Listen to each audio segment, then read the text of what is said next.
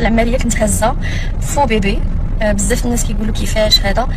دابا الاخوه باش تعرفوا واحد القضيه، راه بزاف ديال الناس ما بقاوش كيديروا يعني التربيه في العرس، لان راكم عارفين الدنيا كتكون مخلطه. كيكون الصداع على البيبي. يعني الدراري الصغار ما يتحملوش داكشي. ف كما قلت لكم دابا الناس ما بقاوش كيديروا، ما بقاوش كيهزوا وليداتهم صغار. فلهذا هذا كان فو بيبي.